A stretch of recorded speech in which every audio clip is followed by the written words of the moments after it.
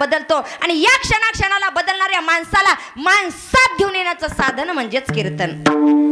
कीर्तन करणारा देव नाही, ऐका, कीर्तन करणारा देव नाही, कीर्तनाला साथ देणारे सुद्धा देव नाहीत, परंतु कीर्तन श्रवण करणारे देव. कीर्तन चांग, कीर्तन चांग, कीर्तन चांग, कीर्तन चांग,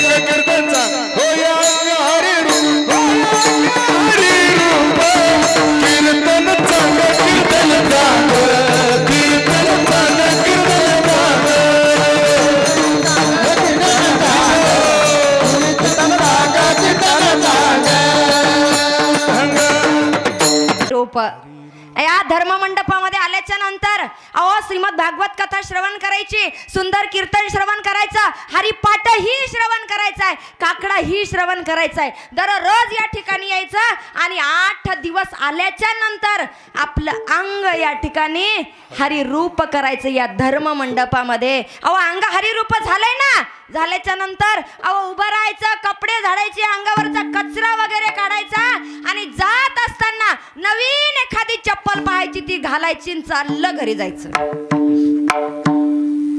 कळालं नाही का? जेवल्या जेवल्या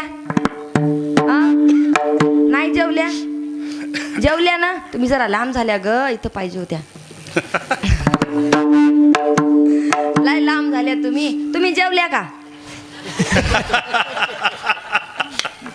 ते मी तिकडं आहे ना नांदेडकडं, यांनाही जेवल्या म्हणतात आणि यांनाही जेवल्यास म्हणतात. तसंच आहे तिकडं, सगळ्यांना पुरुषांना सुद्धा जेवल्यास म्हणतात. एका ठिकाणी गेले आणि तिथं गेल्यावर आता मी समोर गेले, मला म्हणले आल्या ताई, मी म्हणलं हो आल्या. आता हे मागून आले आणि यांना आल्यावर म्हणले आले तुम्ही, आल्या आल्या. मी माग करून पाहिलं, म्हणलं धोत्राच्या ऐवजी दुसरंच काहीतरी घातलं गड्या. माझे मालक हरिभक्त पारायण गुरुवर्य रमेश महाराज मगर, आज या ठिकाणी मी उभी आहे ना, ते फक्त आणि फक्त माझ्या मालकांमुळं. लग्नाच्या आधी मला कीर्तनातलं क येत नव्हतं बाबा, परंतु लग्न झाल्याच्या नंतर मला माझ्या मालकांनी शिक्षण दिलंय आणि मी आज या ठिकाणी उभी राहते ना, ते फक्त आणि फक्त माझ्या मालकांमुळं. त्यांच्या चरणाला स्पर्श आहे माझा. मला या गोष्टीचा स्वाभिमान आहे बाबा, अभिमान नाही बरं, स्वाभिमान आहे. महाराष्ट्रभर फिरते, महाराष्ट्राच्या बाहेरही जाते. स्वतः कीर्तनकार आहेत, कथाकार आहेत, वारकरी शिक्षण संस्था आहे, बरेच मुलं शिकायला आहेत, बरेच मुलं. चला चिंतनाकडे वळूया. 4 चरणाचा अभंग, संतांचे उपकार सांगता येत नाही, मग सांगणार काय? उपकारच सांगणार आहे, परंतु प्रत्येकाचा उपकार मायबाप प्रत्येकावरती असतो. आजचं युग जर पाहायला गेलं तर आजच्या युगामध्ये कोणीही उपकार मानायला तयार नाही. समोरच्या व्यक्तीनं उपकार केला, काहीही गरज नाही. काय केलं? काहीच नाही केलं, असं सरळ म्हटलं जातं आजच्या दुनियेमध्ये पाहायला गेलं तर. परंतु मी सांगू, आत्ताच्या काळामध्ये प्रत्येकाची उपकार आहेत आपल्यावरती. पूर्वीपासून प्रत्येक जण उपकार करीत आलाय, परंतु आजचा विषय घ्यायला गेला तर जगाच्या पाठीवर सर्वप्रथम तुमच्यावरती माझ्यावरती उपकार करते तर ती माझी आई, ती माय आमच्यावरती उपकार करते. कशी उपकार करते नितीन भाऊ? ती 9 महिने 9 दिवस आपल्या गर्भामध्ये ती आपल्याला लहानाची मोठी करते. तिच्या रक्तातल्या थेंबातला थेंब ती आई आपल्याला देते. म्हणून त्या आईचे तुमच्यावरती माझ्यावरती खूप उपकार आहेत. आणखी सांगू, अहो ज्या वेळेस बाळ जन्माला आले ना, बाळ जन्माला आले, अहो बापाने आतापर्यंत फक्त 4 तास काम केले, परंतु जेव्हापासून बाळ जन्माला आले त्या बापाने शेतामध्ये 8 तास काम करावं, लोकांच्या मजुरदाराला जावं, लोकांचे काम करावे आणि घाम गाळावा आणि त्या लेकराला लहानाचं मोठं करावं. बाप सुद्धा उपकार करतोय, परंतु आता बापाच्या उपकाराची जाणीव नाही, मुलाच्या आईच्या उपकाराची जाणीव नाही राहिली मुलाला. काय म्हणून उपकाराची जाणीव नाही राहिली? एकाने असाच प्रश्न केला बापाला, काय हो बाबा, तुम्ही म्हणता आम्ही सगळं तुमच्यासाठी केलं, तुमच्यासाठी केलं, तुमच्यासाठी केलं, पोरांसाठी केलं, काय केलं आमच्यासाठी? बापाने लेकाला प्रश्न केलाय. ऐका, त्या बापानं घाम गाळलाय, तुम्हाला लहानाचं मोठं केलंय. तुम्हाला अधिकार नाही बापाला म्हणण्याचा.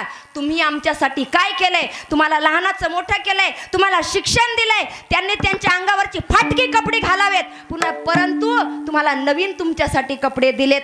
एवढे उपकार त्या बापाचे केले. वरून प्रश्न विचारला जातो, बाबा तुम्ही काय केलंय आमच्यासाठी? माझा प्रश्न आहे दादांनो तुम्हाला. तुम्ही जर विचारत असाल तुमच्या बापाला की तुम्ही आमच्यासाठी केलंय, माझा तुम्हाला प्रश्न आहे, तुम्ही तुमच्या बापासाठी काय केलंय? मोठे झालात ना, वयात आलात, तुमच्या बापाने तुमचं लग्न दिलेलं, लेकरं बाळ सगळे आनंदी आनंद आहे. तुम्ही तुमच्या बापासाठी काय केलंय हे तुम्ही सांगू शकता? या प्रश्नाचं उत्तर आहे तुमच्याकडं. अहो, तुमच्या बापाला बोलण्याआधी तुम्ही तुमच्या बापासाठी काय करू शकता या गोष्टीचा विचार करणं गरजेचं आहे आताच्या काळामध्ये. अहो, त्या बापानं उपकार केलाय तुमच्यावरती, परंतु उपकाराची जाणीव नाहीये. बाप करी वोढी लेकराचे वोढी, बाप करी जोडी लेकराचे वोढी, बाप करी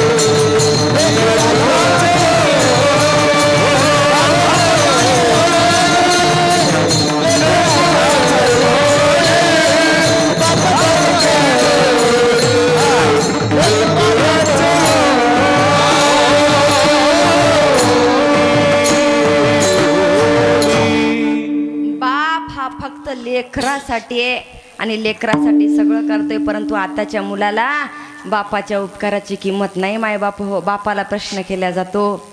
सांगू, आईचे उपकार, बापाचे उपकार, बहीण सुद्धा उपकार करते आणि भाऊ सुद्धा उपकार करतोय. परंतु आता बहीण भावंडामध्ये समृद्धी महामार्ग आलाय आणि समृद्धी महामार्ग आल्यामुळं बहीण भावंडाचे भांडणं झालेले आहेत. बहीण सरळ भावाला हिस्सा मागण्यासाठी देते. दादा, अरे एवढा पैसा भेटलाय तुला कोट्याने, मला दे ना त्यातला अर्धा. विनंती आहे मायांनो तुम्हाला, तुमच्या भावानं धुमधडाक्यात तुमचं लग्न लावून दिले, माय कोण्या तोंडानं मागायला जात जाऊ नका.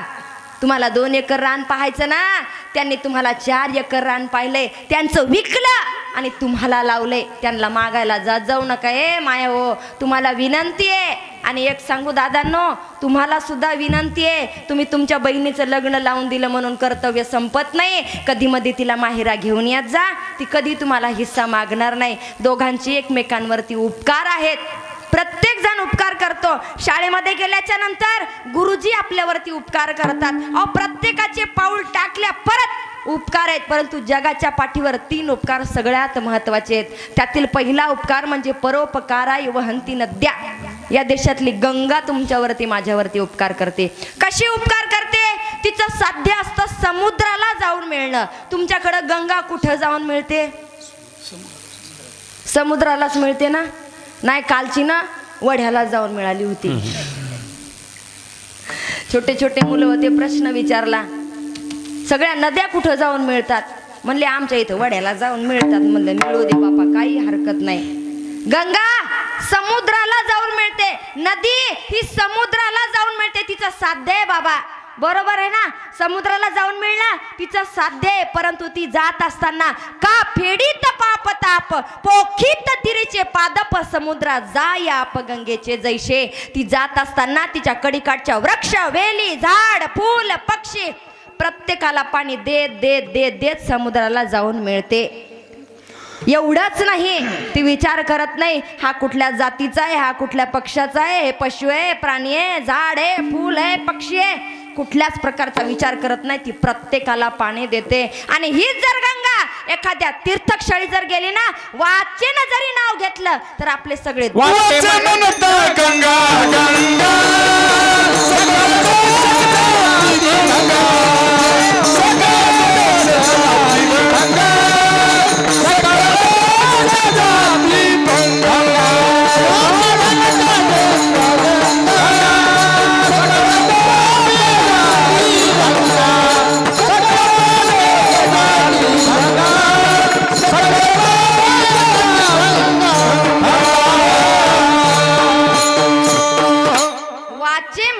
गंगा गंगा सकळ दोष जाती. एवढंच नाही, सकळ ही तीर्थे घडती एक वेळा चंद्रभागा डोळा देखलिया. घडती एक वेळा घडती एक वेळा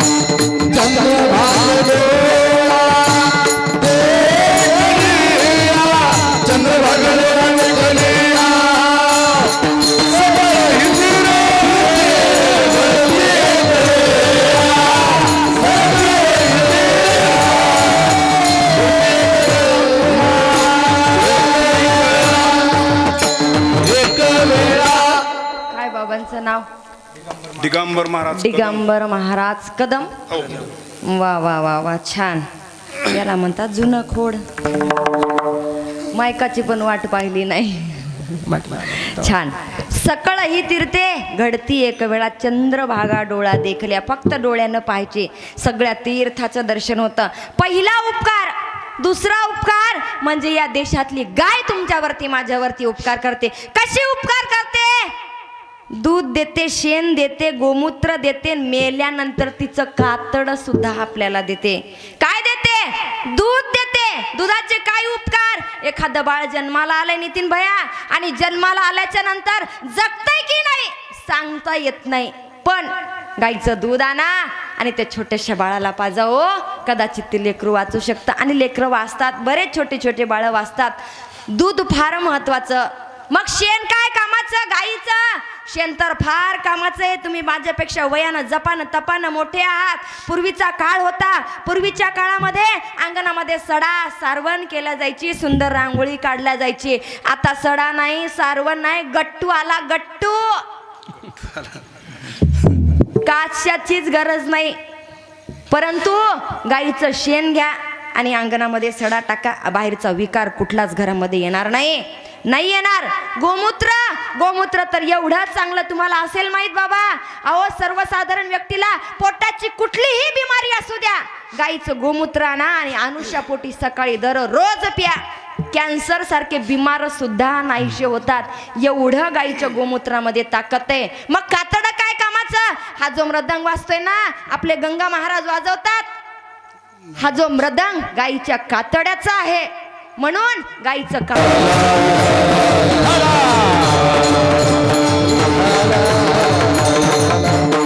चला, तुम्ही आम्ही सर्वसाधारण माणसं, आपल्याकडे गायी असतात. जमलं छान. राहू द्या राहू द्या राहू द्या, सगळं जाईन पुन्हा. तुम्ही आम्ही आपल्याकडे गायी आहेत. शहरातल्या लोकांकडे गायी नाही. आपण खेड्यात राहतो. गायी आहेत ना गावात? अय बचत गट. हा मानागिना हलवा माझा स्वभाव जरा बोलका आहे आणि बोलकी असल्यामुळंच इथं आहे, नाही तर मग घरीच बसली असती झोपली असती पांघरून घेऊन. गायी आहेत ना बाबा गावामध्ये? असतात, गावामध्ये गायी असतात. आपण आपली गाय म्हातारी झाली आणि खाटकाच्या दारी नेऊन विकतो. विनंती आहे मायबाप हो, हात जोडते, तिसरं मस्तक तुमच्या समोर मांडते. आपली गाय म्हातारी झाली ना, तिला गोठ्यामध्ये उपाशी मरू द्या, परंतु खाटकाच्या दारी विकू नका. फार त्रास देतो तो खाटी, फार त्रास देतो. म्हटलं बाबा गणू बाप्पा सांगू का तुम्हाला, 4 दिवस त्या गाईला उपाशी ठेवल्या जातं. 4 दिवस उपाशी ती गाय आणि 5व्या दिवशी जिवंतपणे त्या गाईच्या अंगावरती उकळलेलं पाणी टाकलं जातं. बापो काय त्रास झाला असेल त्या गाईला. आपल्याला साधा बिडीचा चटका लागला तर किती त्रास होतो, होतो की नाही बरं? होतो की नाही? होतो की नाही? याचा अर्थ बेड्या पेतात. म्हणून तर 3दा विचारलं, होतो की नाही, होतो की नाही, होतो की नाही. होत असेल तर हो म्हणसाल. ज्याच्या हातात बिडी असते, ज्याच्या हातात बिडी नसते त्याला काय नाही. म्हटले ताई आम्ही बिड्या बंद केल्या, मग सिगारेट प्यायला सुरुवात केली. अवघड आहे. साधा अगरबत्तीचा चटका लागला तर किती त्रास होतो माय, होतो की नाही? मग ऐका तुम्ही, त्या गाईला किती त्रास झाला असेल. उकळलेलं पाणी तिच्या अंगावरती टाकले. अहो एवढंच नाही, 6व्या दिवशी जिवंतपणे त्या गाईच्या अंगाची साल काढल्या जाते. किती त्रास झाला असेल त्या गाईला, खूप त्रास झाला असेल. आणि त्या ठिकाणी ती गाय कदाचित तुम्हाला आम्हाला श्राप देत असेल, अरे मी माझं वासरू बाजूला केलं आणि यांच्या लेकरांकरता दूध दिले, माझा वापर संपल्याच्या नंतर मला खाटकाच्या दारी विकून टाकतात. अहो नका विकू गाई, नका विकू. खाटकाच्या दारी ना आपली गाय कधीच विकायची नाही हो. उपकारासाठी जन्माला आले आणि ते उपकार सुद्धा तुमच्यावरती माझ्यावरती करते. दुसरा उपकार म्हणजे गायीचा. मानवा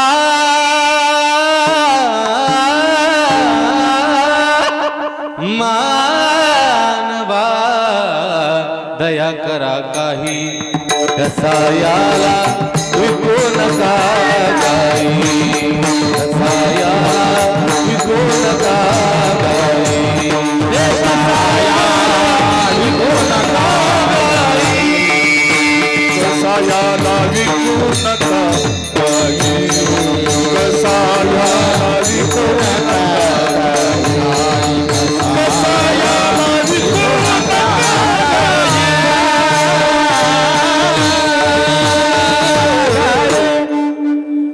गाईला विकू नका खाटकाच्या दारी, उपकारासाठी. दुसरा उपकार गाईचा आहे. आणि तिसरा उपकार, तुमचं माझं जीवन सुद्धा उपकारासाठी जन्माला आलंय. माणूस काय उपकार करतो? मनुष्य सुद्धा उपकार करतोय. तुमच्यावरती माझ्यावरती उपकार करतोय. त्यातील पहिला सगळ्यात महत्वाचा व्यक्ती म्हणजे माझा भारत मातेचा जवान. आणि त्याचबरोबर अहो ज्यांनी या ठिकाणी अन्न बनवलेलं आहे, ज्यांनी शेतामध्ये राब राब राब कष्ट करून अन्न उगवलेलं आहे, म्हणजे माझा शेतकरी राजा सुद्धा उपकारासाठी जन्माला आलेला आहे. ऐका, जोरात वाजवा. वाजवा वाटत असेल तर वाजवा, उलट आम्हाला चांगलंच आहे. आणि पैसे लागत नाहीत बरं वाजवायला, फ्री आहे, फ्री. जसं एसट्या फ्री झाल्यात ना, तशा टाळ्या पण फ्री येतात. बजाल बजाल, जेव्हा वाजवा वाटल्या तेव्हा वाजवा. माझा शेतकरी राजा सुद्धा उपकारासाठी जन्माला आलाय आणि उपकार सुद्धा करतो. बरं कसे उपकार करतो? माझ्या शेतकरी राजाने शेतामध्ये जावं, अन्न पेरावं, धान्य पेरावं, आणि धान्य पेरल्याच्या नंतर धान्य उगवतं सुद्धा. परंतु सांगा, उपकारासाठी जन्माला आलाय ना माझा शेतकरी राजा, उपकार सुद्धा करतोय. परंतु सरकारला तुमची माझी किंमत नाही बाबा. कशी किंमत नाहीये? अहो जोपर्यंत आपलं अन्नधान्य आपल्या पदरामध्ये नाही तोपर्यंत तो सरकार आपल्या अन्नधान्याला भाव देतो. बरोबर आहे का? आणि आता मात्र आपलं अन्नधान्य आपल्या पदरामध्ये, त्याला भाव नाही. काय भाव चालू आहे सोयाबीनचा? येताना रस्त्याने आपली चर्चा चालू होती, सरांची नामची चर्चा चालू होती. 2013ला 4,000 भाव होता आणि 24ला सुद्धा 4च भाव आहे. मग कुठं चाललंय? खतबी 2013ला 150 रुपयाला थैली भेटत होती, 100 रुपयाला खताची थैली भेटत होती. आता मात्र 2000ला झाली. खत बी कसं महागलं बघा. आमच्या शेतकऱ्याच्या धान्याला का नाही भाव आला? नाही आला. माझ्या शेतकऱ्याने कधी म्हटलंय यावर्षी जरा हरभऱ्यावर आळीच पडणारे पेरायचंच नाही? म्हणतो का कधी? नाही म्हणत ना. पेरतो की नाही हरभरा? पेरताना तुम्ही तुमच्याकडे कुठलं धान्य येतं? सगळंच येतं का? सगळं ज्वारी गहू हरभरा, ज्वारी गहू हरभरा सगळंच येतं. बरोबर आहे. आता तर हे आभाळ येतंय, पाऊस पडतंय, गहू आपल्या पदरात येतोय का नाही काय माहिती, खायला भेटतोय की नाही सांगता येत नाही. परंतु माझ्या शेतकऱ्याच्या अन्नधान्याला भाव नाहीये मायबाप हो. एक विचार करा तुम्ही. अहो दारू बनवणारा करोडपती आहे, पुड्या बनवणारा करोडपती आहे, सिगारेट बनवणारा करोडपती आहे, तंबाखू बनवणारा करोडपती आहे, आणि जो पोटासाठी अन्न बनवतोय तो माझा शेतकरी राजा 12ही महिने आयुष्यभर रोडपती आहे. मग माझ्या शेतकऱ्याची किंमत करणं गरजेचं आहे आजच्या काळामध्ये. आणि हा आवाज प्रत्येक शेतकऱ्याने उचलणं गरजेचं आहे. आपल्या जीवन मरणाचा प्रश्न आहे. उपकारासाठी जन्माला आला ना, उपकार करतो. दुसरा उपकार माझ्या भारत देशाच्या जवानाचा उपकार आहे. तिथे सीमेवरती डोळ्यामध्ये तेल घालावं आणि तिथे त्याने जागरण करावं म्हणून आपण आज या ठिकाणी धर्म मंडप साजरा करतोय. म्हणून माझ्या भारत देशाच्या जवानाचे सुद्धा तुमच्यावरती माझ्यावरती खूप उपकार आहेत. काय करतो भारत देशाचा जवान सांगेन छोटासा 2 मिनिटात तुमच्या समोर मांडते मी. ऐका मायानो, माझा भगतसिंगाला आता मात्र फाशी होणार आहे. माझ्या भारत माते करता त्यांनी त्यांच्या देहाचं बलिदान दिले. थोडेसे दिवस मागे जाऊया. फाशीचा दिवस उजाडला आणि आज मात्र 10 वाजता माझ्या भगतसिंगाला फाशी होणार आहे. परंतु माझ्या भगतसिंगाचा रोजचा नियम होता बरं. सकाळी लवकर उठायचं, दंड बैठका व्यायाम सूर्य नमस्कार करायचा. करता का तुम्ही? लय शांत दिसायत मंगरुळ मधले. नाही ना? काय ताई करायचीच गरज नाही. शेतात जावं लागतं, मरमर मरमर काम करावं लागतं, आणि कसला व्यायाम आणि कसलं काय आलंय. पण एक नियम आहे बाबा, मी सांगते. मी लहान होते तेव्हापासून पाहत पाहत आले म्हणून मला तुमचा नियम माहिती आहे. सकाळी लवकर उठायचं, स्नान करायचं, स्नान केल्याच्या नंतर पत्नीने केलेला गरमागरम चहा प्यायचा आणि हनुमंतरायाच्या मंदिरामध्ये दर्शनाला यायचं. पटलं का? माना हलवा पटलं तर. हां पटलं. चला महिला मंडळ, आपलाही नियम आहे. सकाळी लवकर उठायचं, सडा सारवण करायचं, सुंदर रांगोळी काढायची, रांगोळीवरती दीपक लावायचा आणि दीपक लावल्याच्या नंतर घरामध्ये गेल्यावर चहा करायचा, यांना द्यायचा, आपण पियायचा. नंतर स्वतः स्नान करायचं, लेकरांना स्नान घालायचं, डब्बा करायचा, शाळेमध्ये मुलांना पाठवायचा. आता मात्र गरमागरम स्वयंपाक आहे आणि गरमागरम स्वयंपाक झाला, आधी आपण जेवायचं, नंतर यांना जेव घालायचं. बरोबर आहे का? बरोबर आहे का? मागचे लग्न झालीत ना? नाही, मोठा प्रश्न आहे आजकाल. 2-3 वर्ष झाले, लई मोठा प्रश्न पडला लग्नाचा. सुटच ना, ती गाठच सुट न झाली. काय करा? बरोबर आहे का? हे आधी जेवतात की नाही? बरं कसं इकडे अवघड दिसायले मला. ते बोलतच नाहीत आता. भ्यायले का काय मला? बायको पुढे बोलत नाहीत का काय? बरोबर आहे. इथं हो म्हणा तर घरी गेल्यावर जेवायला देणार नाही, उपाशी मरा. तुम्ही नेता का मग आम्हाला संग? आम्ही लहान लहान लेकरं घेतो, मोठाले नाही लेकरं घेत. लहान लहानच लेकरं घेतो. रोजचा नियम असतो आपला सुद्धा. भगतसिंगाचा सुद्धा रोजचा नियम होता. सकाळी लवकर उठायचं, दंड बैठका व्यायाम सूर्यनमस्कार करायचा. आणि हेच करत असताना समोरून जेलर आला आणि त्या जेलरने भगतसिंगाला पाहिलं ना, आवाज दिला. अरे भगतसिंगा, दूरवरून आवाज दिलाय. अरे हे दंड बैठका व्यायाम सूर्यनमस्कार हे करतो कशासाठी? हे जगण्यासाठी करायचं असतं. तुला आज 10 वाजता मरायचंय भगतसिंगा. बोलावं. आणि बोलत असताना चालत चालत चालत जेलर ना भगतसिंगाच्या जवळ आलेले आहेत. मी तिथंच होते म्हणून मी पाहिलं, स्पष्ट सांगते तुम्हाला.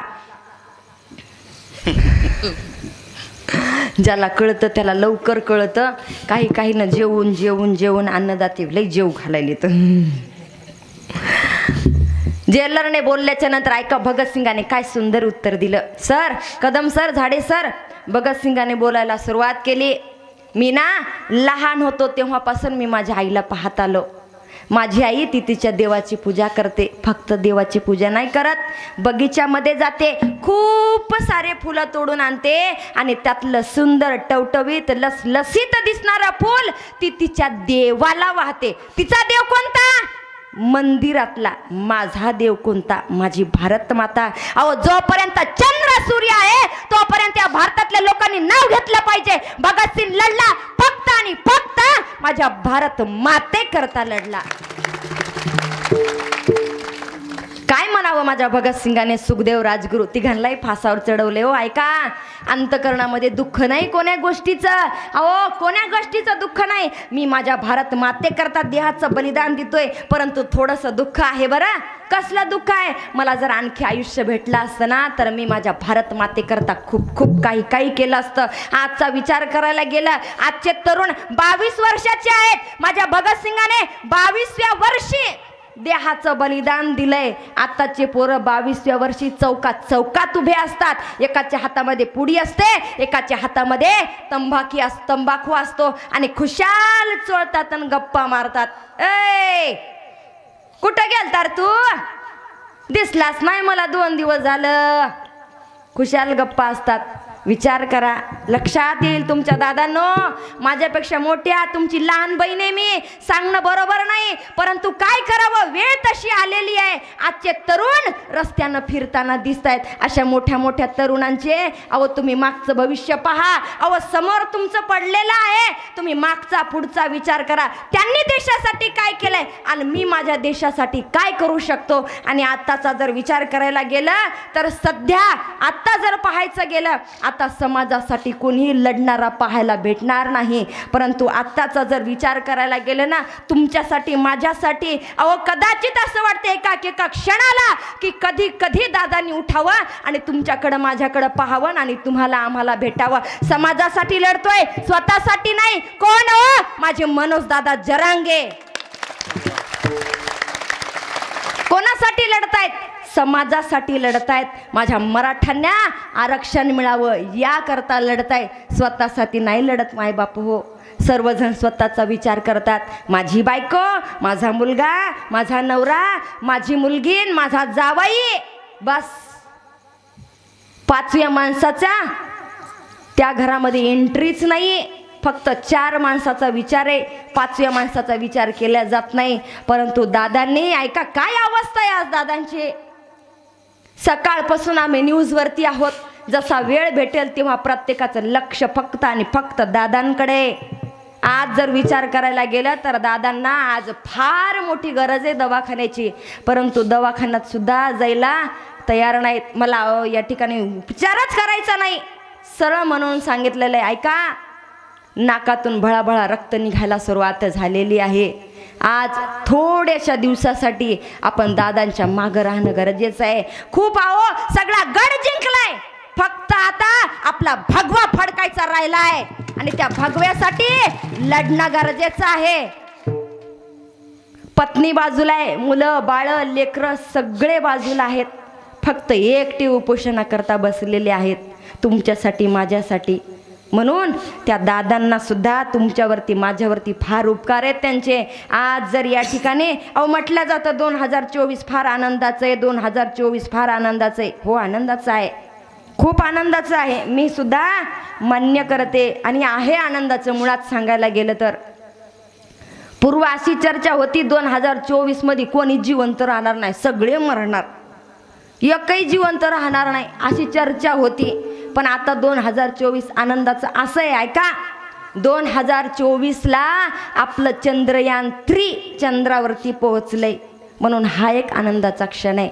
दुसरा एक आनंदाचा क्षण म्हणजे आपले रामलल्ला कित्येक वर्षापासून वनवासामध्ये होते, आज मात्र सिंहासनावरती बसलेले आहेत. अब हर घर में एक ही नाम, जय श्री राम.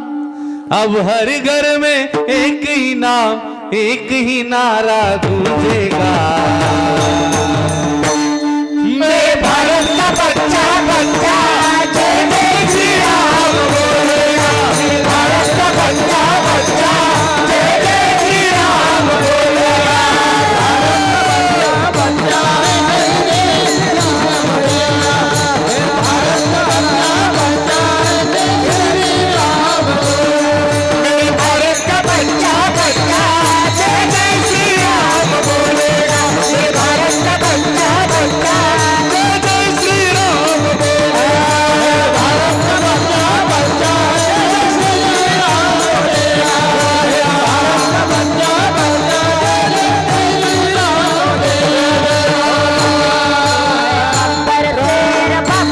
शेर बब्बर शेर, हम हिंदू हैं बब्बर शेर बब्बर शेर बब्बर शेर, हम हिंदू है बब्बर शेर बब्बर शेर बब्बर शेर, हम हिंदू हैं बब्बर शेर बब्बर शेर, जहाँ राम ने जन्म लिया है मंदिर मंदिर बनाएंगे, जहाँ राम ने जन्म लिया है मंदिर वही बनाएंगे, राम नाम का भगवान सारे भारत में लहराएंगे, राम नाम का भगवान सारे भारत में लहराएंगे, राम नाम का पी के प्याला जय श्री राम, राम नाम का पी के प्याला राम के दिल में डोलेगा, जय श्री राम, श्री राम, जय श्री राम, जय श्री राम, मेरे भारत का बच्चा बच्चा जय जय श्री राम बोलेगा, भारत का बच्चा बच्चा जय जय श्री राम बोलेगा, भारत का बच्चा बच्चा जय जय श्री राम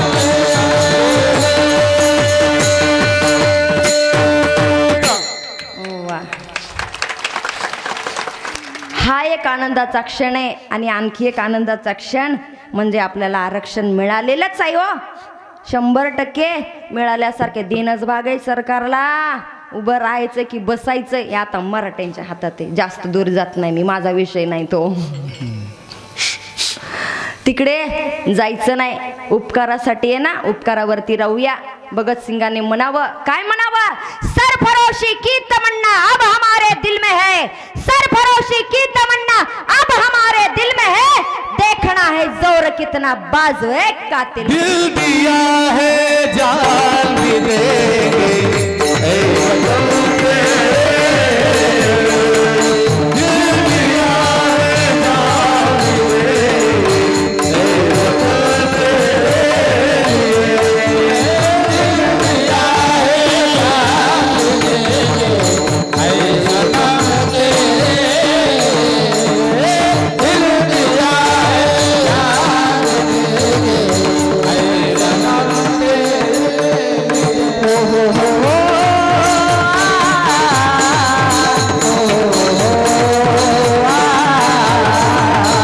मेरा कलमा तू, मेरा कलमा तू, मेरा सब कुछ मैं, मेरा सब कुछ तू. ओ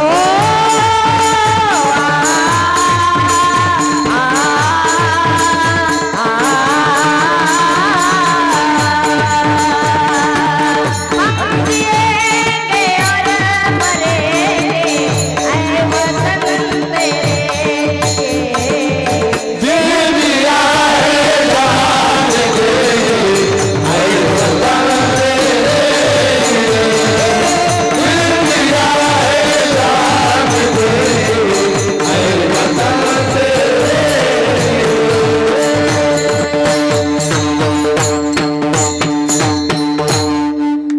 प्रत्येक उपकार मी तुमच्या समोर मांडलाय, परंतु हे उपकार नव्हे, परोपकार आहेत. प्रत्येकाचं साध्य असतं, प्रत्येक व्यक्ती स्वार्थासाठी उपकार करतोय, परंतु जगाच्या पाठीवर एक असा व्यक्ती आहे, तो फक्त आणि फक्त उपकारासाठी जन्माला आलेत. ते म्हणजे माझे साधू संत, फक्त उपकारासाठी जन्माला आलेले आहेत. आणि माझे साधू संत तुमच्यावरती माझ्यावरती उपकार करतात. कसे करतात, काय सांगावे तेच तुको बरं. घ्या घ्या घ्या. काय सांगू आता संत प्रेम करा.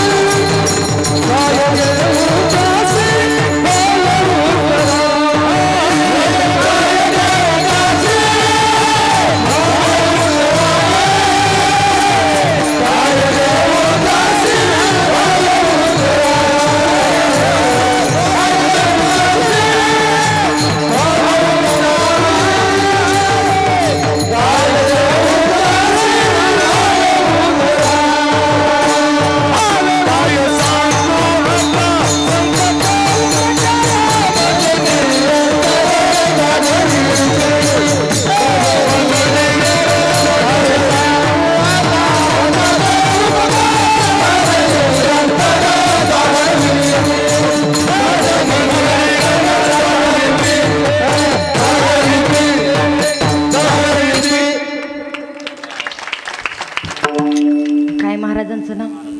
केशव महाराज. केशव महाराज. वा, साक्षात केशवासारखं तुमच्या चेहरे अस्मित हास्य आहे बरं. बाबांनी चाल म्हटली माझं तुमच्याकडे लक्ष होतं. नाही काही काही असे गायन करतात, असे तोंड इकडे इकडे, परंतु चेहऱ्यावर सर येतं. वा वा वा वा. आणि सरांनी माझ्या मागं उभं राहावं. वा, नशिबवान आहे मी. खूप सुंदर गोड आवाज. अलीकडल्या बाबांनी सुद्धा चाल म्हटली छान गोड. अभंगाच्या प्रथम चरणामध्ये महाराज सांगतात, काय सांगू आता, संतांचे उपकार सांगता येत नाही. मग इतकी वेळ काय सांगितलं? अर्ध्या तासापासून तुम्ही आम्हाला सांगताय.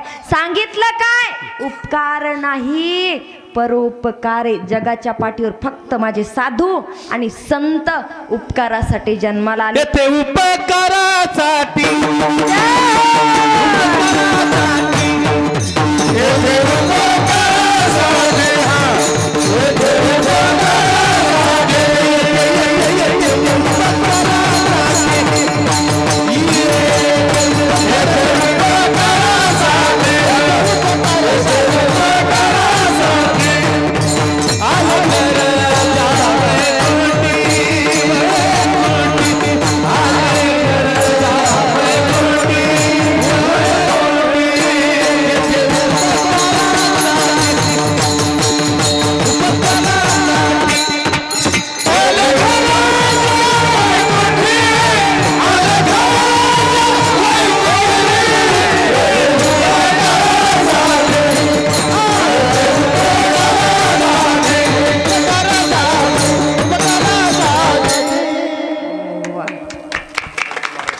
महादेवाचा प्रसादच आहे बापा. प्रसाद महाराजाला. तुमचं नाव काय महाराज? मृदंगाच्या वेळेस नव्हतं? प्रल्हाद महाराज. प्रल्हाद महाराज. भक्त प्रल्हाद हो. आमच्या कथेत होते आज. इथे पण आले तुम्ही.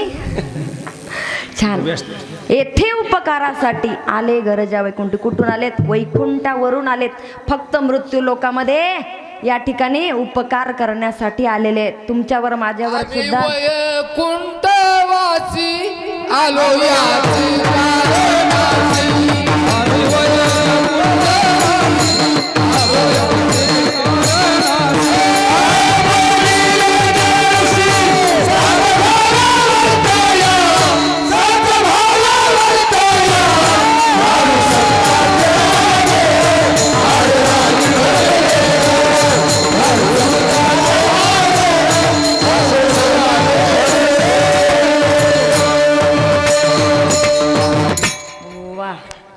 वैकुंठवाशी फक्त संत उपकार करतात बरं. तुमच्यावरही उपकार करतात, माझ्यावरही उपकार करतात. मध्ये जावं लागेल बरं. जो जो व्यक्ती संतांच्या संगतीमध्ये जाईल त्या त्या व्यक्तींवरती संतांनी उपकार केलेला आहे. मी माझं स्वतःचं उदाहरण सांगते नितीन भाऊ. मी संत शिरोमणी नामदेव यांच्या दरबारामध्ये राहते. गेल्या 13 वर्षापासून मी त्या ठिकाणी राहते. माझ्यावरती संतांचे उपकार आहेत. 12 वर्ष 13 वर्ष झाले आज या ठिकाणी मी उभं राहू शकते ना, ते फक्त आणि फक्त संतांच्या संगतीमध्ये. सता संताची संगती कळू आले कमळावती. आपली कोणी जगती निशेचे सुदृढ झाला. सता संताची संगती आले कमळावती. आपले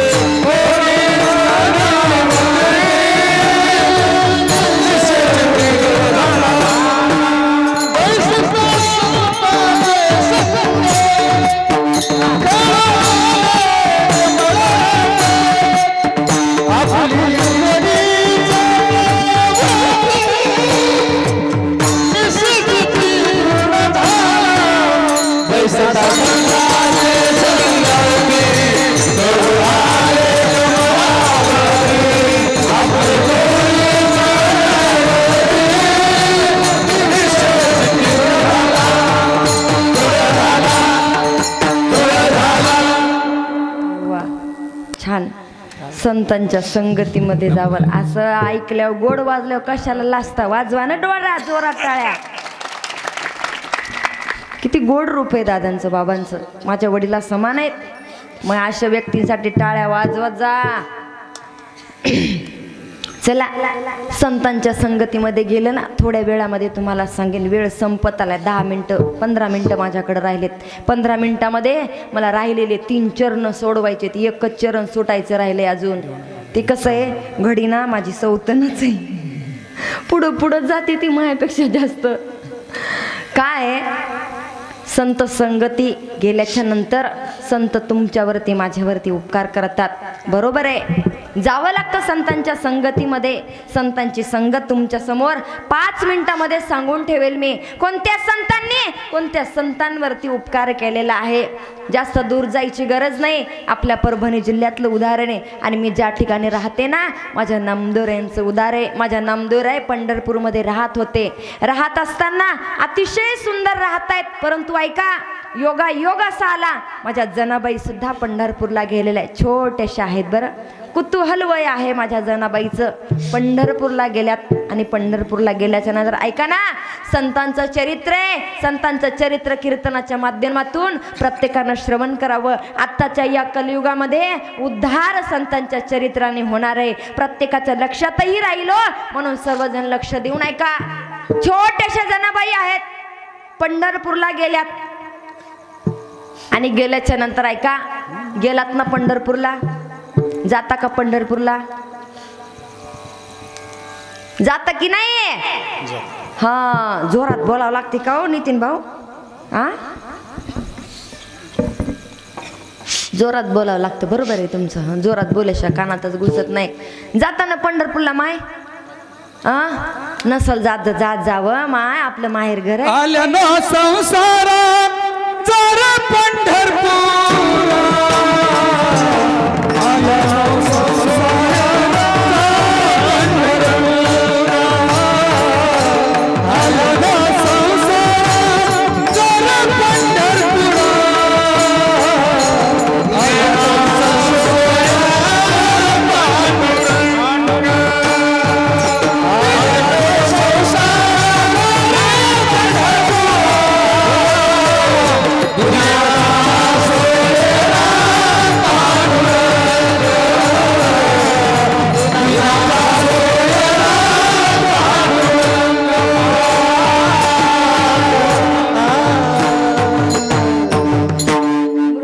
मध्ये जन्माला आलोत ना, जगाचा बाप आपल्या समोर उभा आहे पंढरपूरमध्ये. जात जा दर्शनाला. आता फुकट झालंय, जात जा. इतके दिवस तरी पैसा लागत होता, आता रुपया लागणं झालं. यांना तर अर्धच झालंय, असं मधातूनच खुशाल अर्ध झाले, काही लागणं झालं. टेन्शन नाही, तुम्ही घेऊन जात जा. मग यांना तुम्ही तर अर्ध्यातच जाता, यांना बी घेऊन जात जा पंढरपूरला. तुम्ही ज्या प्रकारे जाता का त्याच प्रमाणे माझ्या जनाबाई सुद्धा गेलेल्या आहेत. गेल्याच्या नंतर बाबा ऐका ना, एक दिवस दर्शन बारीमध्ये लागल्या, दुसऱ्या दिवशी लागल्या, तिसऱ्या दिवशी लागल्या. खूप गर्दी आहे हो. आणि त्या गर्दीमध्ये दर्शन बारीला लागल्याच्या नंतर आत्ता मात्र माझ्या जनाबाईंनी बोलायला सुरुवात केली वडिलांना. वडील सुद्धा सोबत आहेत बरं प्रसाद महाराज. आणि सोबत असताना जनाबाईने बोलायला सुरुवात केली, बाबा आपण कुठं जातोय? पांडुरंगाच्या दर्शनाला. पांडुरंगाच्या दर्शनाला जातोय? हो जाना. मग तो कुठे आहे? समोर गेलं ना तुला दर्शन होईल. मग तो कसा आहे? कानडा राजा भेटी लागी जीवा लागली जिया, भेटी लागी जीवा लागली जिया, पाहेरात दिवस वाट तुझे, पाहेरात दिवस वाट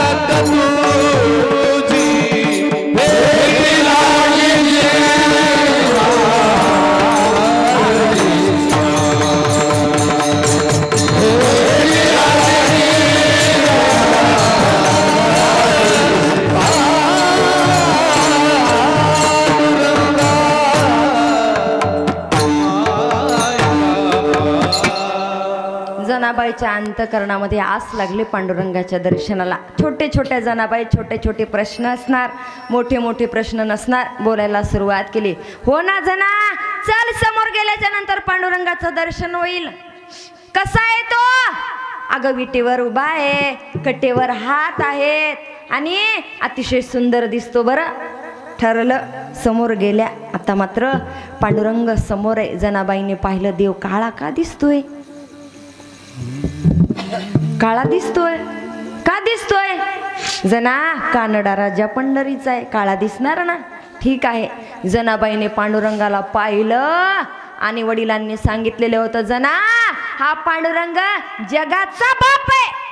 एवढं मात्र जनाबाईने हृदयामध्ये साठवलं. जगाचा बाप आहे, विटेवर उभा. जनाबाईने समोर जावं, पांडुरंगाच्या चरणाला आलिंगन घालावं. आता मात्र जनाबाईने बोलायला सुरुवात केली. बाबा, माझं पांडुरंगाशी दर्शन झाले ना. पांडुरंगाचं, बाबा मी आता घरी येणार नाही. असं म्हटलं की वडिलांच्या मनामध्ये फार मोठा प्रश्न पडला. काय जना, येणार नाही? यावं लागेल जना. नाही बाबा, जगाचा बाप आहे ना, तुम्ही मला सांगितलंय, मी येणार नाही बाबा, मला नाही यायचं. जना चाल ग. नाही बाबा, मला यायचं नाही. जना, जेव्हा कधी तुला वाटेल ना पांडुरंगाचं दर्शन करायचं, तेव्हा मी तुला घेऊन येतो. चल जना.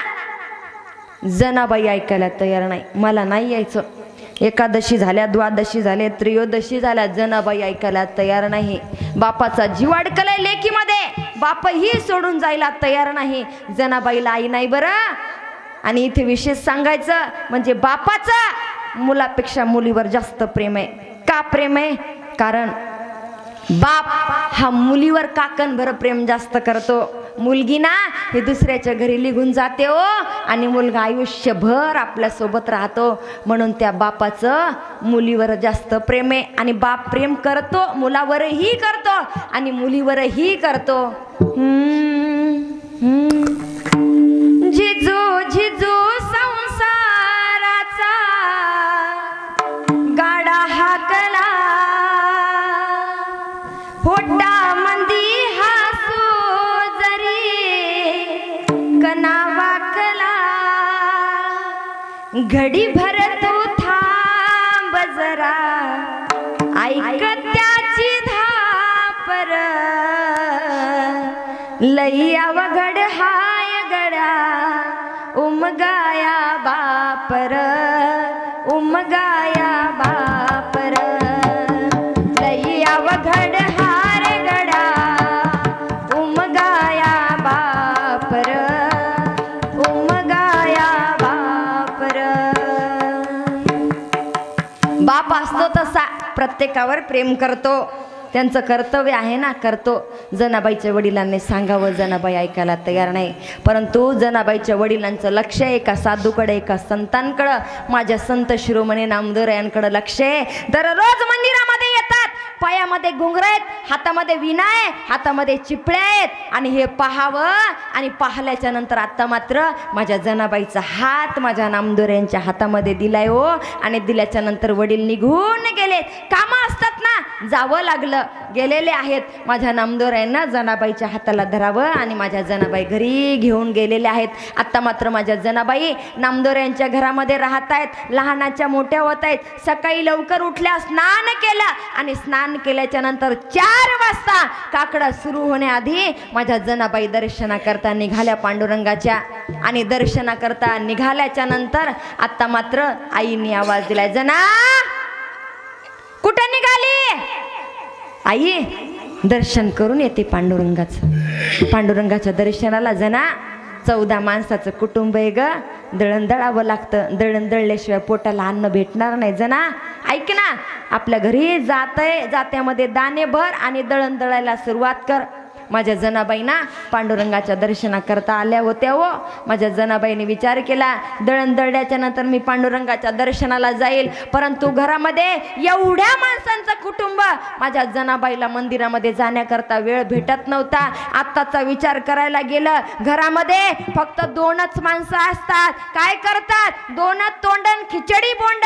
3ऱ्या माणसाचा विचार सुद्धा नाहीये. आत्ताचा विचार तिसरं माणूस जमत नाही, फक्त 2 जण पाहिजे. एकदा झालं, मंगळूरचीच अशी बाई होती आणि ती ताई असल्या कारणानं नवऱ्याला सांगायला सुरुवात केली, आहो आता आपल्याला या गावामध्ये राहायचं नाहीये, मला ना फार कंटाळा आलाय. कुठं जाती माय, आपण ना मंठ्याला जाऊन राहू, छानपैकी एक रूम करा, मस्तपैकी एक एसीची, मग तिथं जाऊन तू काय करशील, काही नाही, दिवसभर मोबाईल पाहते, काही करत नाही. आताचा काळही असा, आईचं करा वाटत नाही, सासूचं करा वाटत नाही, सासऱ्याचं करा वाटत नाही, नंदचं नाही, भायाचं नाही, दिराचं नाही, कंटाळा येतो. परंतु माझ्या जनाबाईने 14 माणसाचं काम करावं. सकाळी 4 वाजता उठल्या, हातामध्ये जातं घेतलं, खुंटा रवला, त्यामध्ये दाणे भरले आणि पांडुरंगाला आवाज दिला, पांडुरंगा येईव कालाई मी दैन एकली, येईव कालाई मी दैन एकली, येईव कालाई मी दैन एकली, येईव कालाई मी दैन एकली, येईव येईव येईव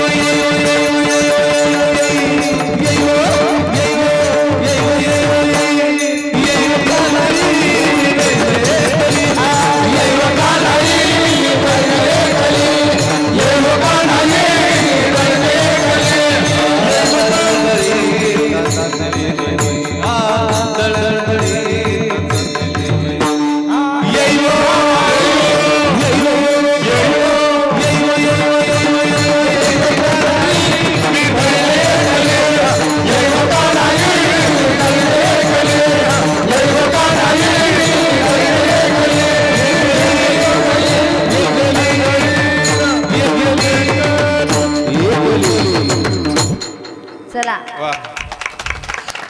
जनाबाईने म्हणावं आणि महाराजांनी जसं बोलवलं पांडुरंगाला, लगेच पांडुरंग आले माझ्या जनाबाईला दळण दळायला मदत करण्यासाठी. आमची महिला मंडळ म्हणेल, ताई आम्ही सकाळी लवकर उठतो, उठल्याच्या नंतर आम्ही ही जाते काढले असते, आम्ही ही जातेला खुंटा रोवला असता, आम्ही ही दाणे भरले असते, आम्ही ही पांडुरंगाला बोलवलं असतं, पण आता जातेच नाही. आला असता आम्ही बोलवल्याच्या नंतर पांडुरंग, सरळ म्हटल्या जात, आता जाते नाही. आता काय आल्या, चक्या चक्या आल्या का, चक्या द्या म्हणा ताई, कुठं ठेवल्या चक्या, गिरण्या हो गिरण्या, गिरण्या आल्या. आता दळायची गरज नाही, ह्या डब्बा डोक्यावर घ्यायचा आणि गिरणीवर निघायचं. जाताना बापा तुम्ही, बाप्पा डबा घेऊन जाताना गिरणीवर जावं लागतंय. घरोघरी मातीच्या चुली आम्हाला व जावं लागतं, असं काय इथं तरी नको रे. तुम्हाला काय वाटलं, महाराज आहेत म्हणून आम्हाला पोटाला भाकर लागत नाही, भाकरीसाठी दळावं लागतं ना. जातात मग आमचे गवळी डोक्यावर डब्बा घेऊन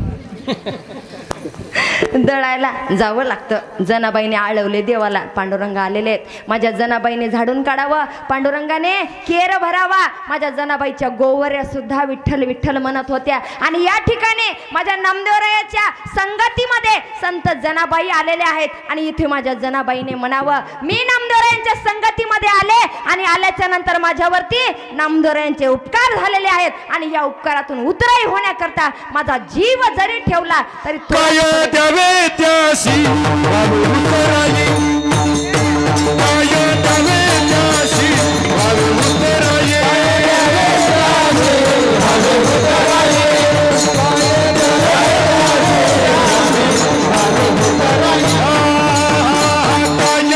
द्यावे त्याशी भावे उतराई,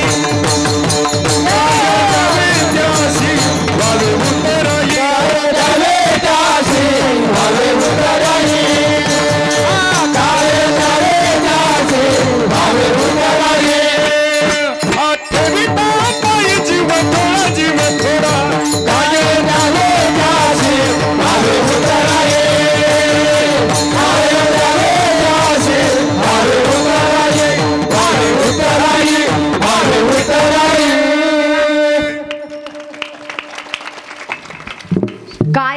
त्यासी भावी उतराई ठेवी तहा पायी जीव थोडा. संतांच्या चरणावरती उपकारातून उतराई होण्याकरता जीव जरी ठेवला ना तरी थोडाच पडेल. आता तिसरं चरण तर चौथं चरण सरळ नेऊ. थांबा थांबा थांबा, सरळ नेऊ द्या. आता मला संपलाय माझा टाईम. उशिरा आल्यामुळं उशिरा कीर्तन सोडावं लागतंय मला. काय करावं, माझ्या कर्माची भोग आहेत. चला, जास्त वेळ नाही, फक्त मोजून 10 मिनटं घेते, जास्त वेळ घेत नाही तुमचा. माझ्या राजांकडे जायचंय मला, ज्यामुळं आज या ठिकाणी मी आले त्या राजांकडं मला जायचंय. सहज बोलणे हित उपदेश करून सायास शिकविते. माझे साधू संत सहज बोलून शिकवतात आणि सहज बोलून जर नाही लक्षात आलं तर करून सायास शिकविते. आणि त्यानंतर म्हणता तुका म्हणे वत्स धेनू वेचे चित्ती तैसे मज येती सांभाळीत. माझे साधू संत ज्याप्रमाणे गाय आपल्या वासराचा सांभाळ करते त्याप्रमाणे साधू संत तुमचा माझा सांभाळ करतात. अभंगाचा भावार्थ माझ्या बुद्धीनुसार जसा जमेल तसा मी तुमच्या समोर मांडण्याचा प्रयत्न केलेला आहे. आता मात्र एकच विनंती तुमच्याकडे, सगळ्यांनी हात वर करा. तुम्हाला शेजाऱ्याची शपथ, शेजाऱ्याची शपथ, सगळ्यांनी घेतल्या हात वर. तुलेल हरी का नाम श्री विठ्ठल पांडुरंगा. तुलेल हरी का नाम विठ्ठल पांडुरंगा. तुलेल हरी का नाम विठ्ठल पांडुरंगा. तुलेल हरी का नाम विठ्ठल पांडुरंगा.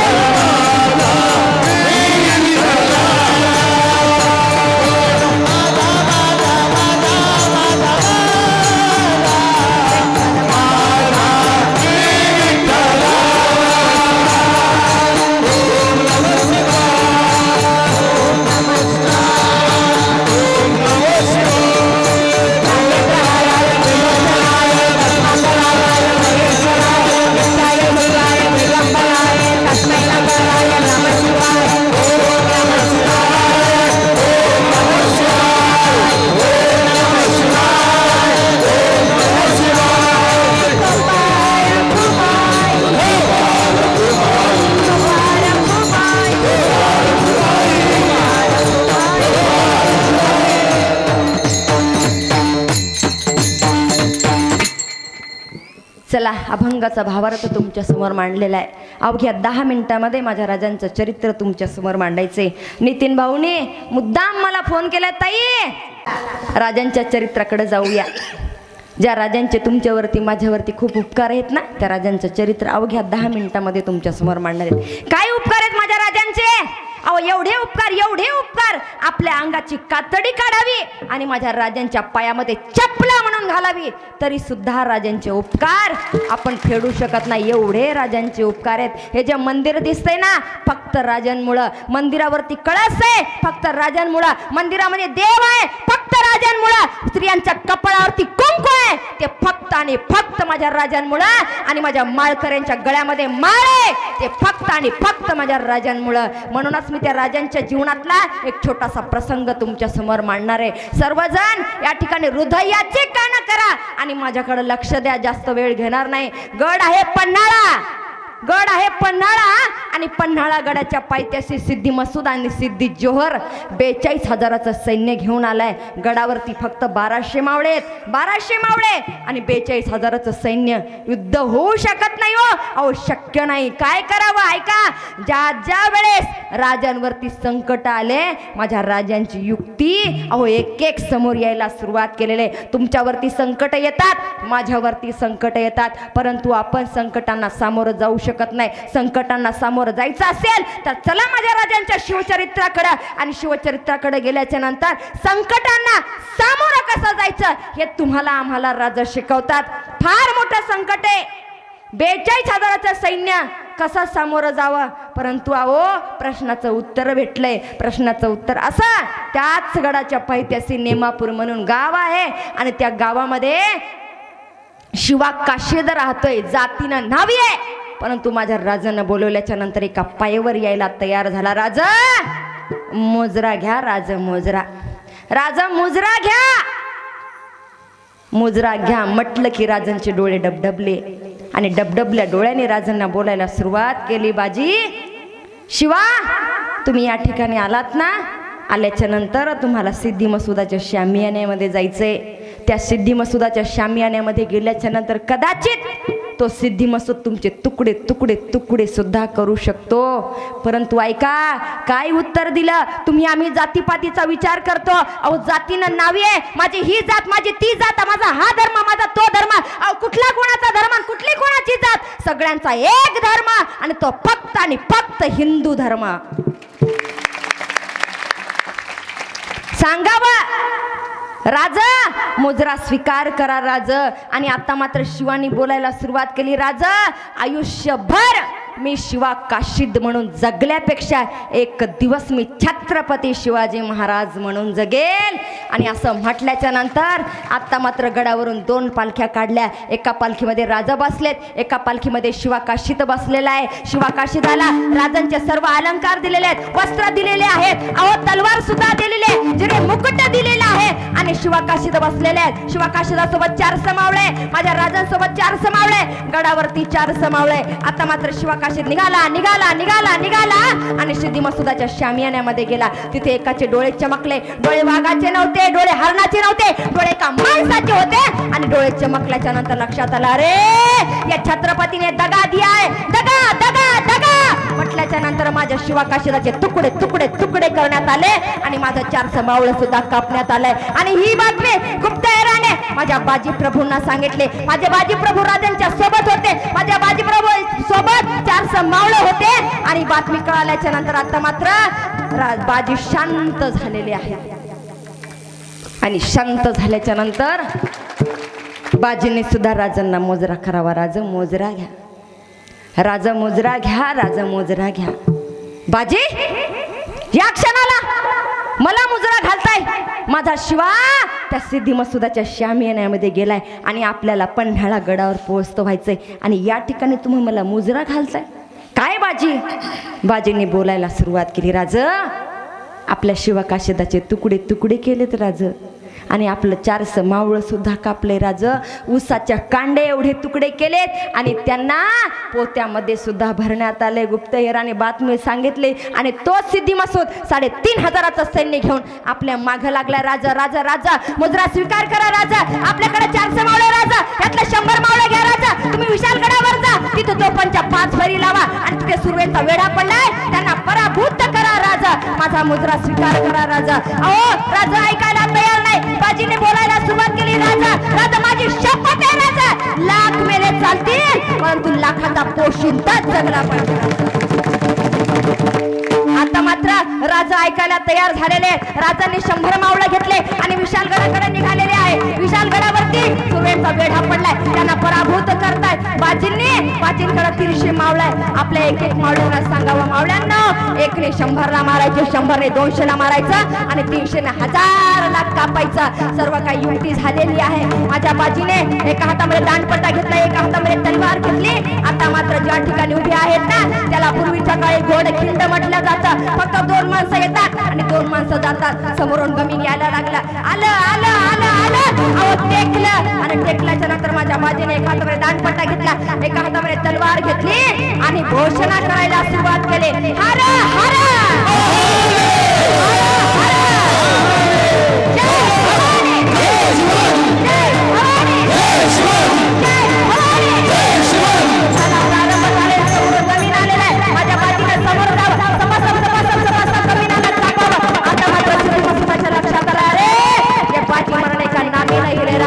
तो क्या करे क्या करे क्या करे. या ठिकाणी एक इंग्लिश बंदूकधारी बोलवलेला आहे आणि बोलवल्याच्या नंतर माझ्या बाजीवर नेम धरला. असा नेम धरला, असा नेम धरला, संदिशी गोळी आली, माझ्या बाजीच्या पोटाला लागली. माझी बाजी धाड दिशेने खाली पडली.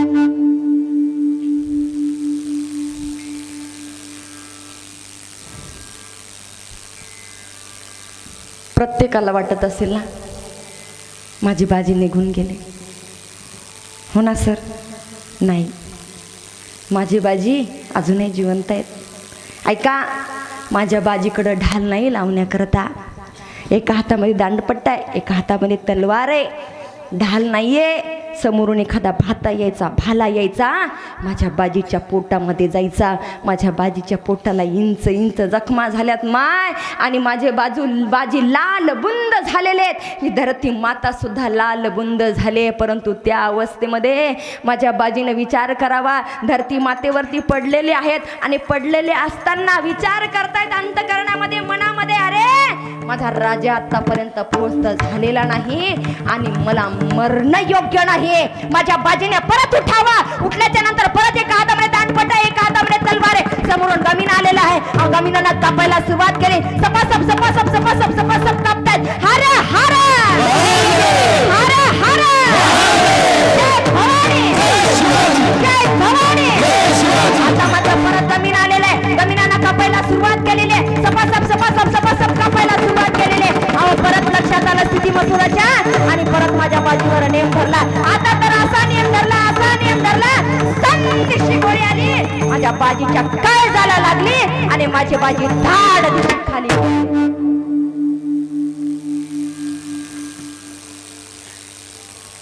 परंतु अजूनही माझी बाजी प्राण सोडायला तयार नाही सोडायला तयार. का? माझा राजा विशालगडावर पोहोचत झालेले नाहीत. तोफांच्या 5 फैरी झाल्यात नाहीत. आपण जे स्वराज्य जगतोय ना आनंदामध्ये, ज्यांनी निर्माण केलंय ते राजा आत्तापर्यंत पोहोचत झाले नाहीत. मला मरण सुद्धा योग्य नाही. आणि महाराज तुम्हाला सांगेन मी, माझं वैयक्तिक मत आहे, अहो जोपर्यंत माझे राज्य विशालगडावर पोहोचत होत नाही ना, तोपर्यंत यम सुद्धा येणार नाही. शक्य नाहीये ना. आता मात्र ऐका, इंच इंच जखमांनी भरलेले आहेत, लाल बुंद झालेले आहेत. अक्षरशः ही धरती माता सुद्धा लालबुंद झालेली आहे. आणि त्या अवस्थेमध्ये माझे बाजी धरतीवरती पडले, उठण्याचा प्रयत्न करतात. आणि ऐका, हे युद्ध 1 तास नव्हे, 2 तास नव्हे, 3 तास नव्हे, तब्बल 12 तास युद्ध आहे. आणि काय माझ्या बाजीचं वय आहे? वय वर्ष 65. आणि 65व्या वर्षी सुद्धा माझे बाजी नव तरुण मुलांसारखे युद्ध करत आहेत. आता मात्र एक आनंदाची बातमी आली. राजा विशालगडावर पोहोचत झालेत आणि राजाने तोफांच्या 5 फरी लावल्या. धाड धाड धाड धाड धाड धाड तोफांच्या 5 फैरी झाल्या आणि माझा राजा विशालगडावर पोहोचत झालेत ना. आता मात्र या क्षणाला माझ्या बाजीने आनंदामध्ये जे स्वराज्य निर्माण केलंय माझ्या राजांसाठी, तुमच्यासाठी, माझ्यासाठी, देव मंदिरातला राहावा, मंदिरावरती कळस चढावा, म्हणून माझ्या बाजीने देहाचं बलिदान दिलेलं आहे. माझ्या राजांच्या जीवनातला छोटासा प्रसंग तुमच्यासमोर मांडण्याचा प्रयत्न केलाय. बोलता बोलता एखादा अपशब्द आला असेल तर तुमच्या घरातलं छोटंसं बाळ म्हणून मला क्षमा करावी. सगळ्यांपेक्षा लहानच आहे मी, खरंच लहान आहे. महाराष्ट्रात भर फिरते, महाराष्ट्राच्या बाहेर जाते, तरीही तुमच्यापेक्षा लहान आहे. ऐका माया हो, कोणाला 4 असतील ना तर मला 5वं समजा ग, आणि कोणाला 2 असतील तर मला 3रं समजा, आणि ज्याला लेकरू बाळच नाही त्यांनी मलाच दत्तक घ्या. पण माफ करा, माणूस आहे, चुकू शकतो. सर्वजण जपानं, वयानं, तपानं सर्वजण या ठिकाणी मोठे आहेत. पुनश्च एकदा सर्वांचे खूप खूप मनापासून धन्यवाद. ज्यांनी संपूर्ण गावाचं दर्शन करून दिले, नितीन भाऊचे धन्यवाद. त्याचबरोबर परभणी जिल्ह्याचे अतिशय सुंदर सुशिक्षित सर असणारे, ज्यांचं अतिशय मोठं ज्ञानार्जन नवोदय स्कूल आहे, तर झाडे सर सुद्धा आलेले आहेत, कदम सर सुद्धा आलेले आहेत. त्याचबरोबर आमचे बाप्पा यांचे सुद्धा धन्यवाद. त्याचबरोबर हरिभक्त पारायण सर्वच भजनी मंडळी यांचे सुद्धा धन्यवाद. इकडेही सर्वच माझ्यापेक्षा वयानं, जपानं, तपानं श्रेष्ठ असणारे यांचे सुद्धा खूप खूप धन्यवाद. त्याचबरोबर आमचे विनेकरी बाबा तुमचे सुद्धा खूप खूप धन्यवाद. त्याचबरोबर आमचे गंगा प्रसाद महाराज तुमचे सुद्धा खूप खूप धन्यवाद. हे महाराज काय? प्रल्हाद महाराज तुमचे सुद्धा खूप खूप धन्यवाद. ते कसं वय झाले ना, जरा मेमरी हँग होते ऐन वेळेला, म्हणून माझ्या समोर बसलेले सर्व महाराज सुद्धा या ठिकाणी उपस्थित आहेत. तुमचे सुद्धा खूप खूप धन्यवाद. आणि अतिशय सुंदर या ठिकाणी यूट्यूब सेवा या गावामध्ये दिलेले आहे. म्हणून यूट्यूबवाल्या दादांचे सुद्धा खूप खूप धन्यवाद. दादांच्या चॅनलला सर्वजण सबस्क्राईब करा. ज्यावेळेस तुम्ही सबस्क्राईब करसा बेल आयकॉन दाबसाल त्यानंतर आजचं कीर्तन तुम्हाला श्रवण करायला भेटेल. म्हणून त्याकरता काय करावं लागेल तर चॅनलला सबस्क्राईब करावं लागेल. म्हणून दादांच्या चॅनलला सबस्क्राईब करा. आणि या ठिकाणी माझी कीर्तन सेवा इथेच मी थांबवते. ज्ञानेश्वर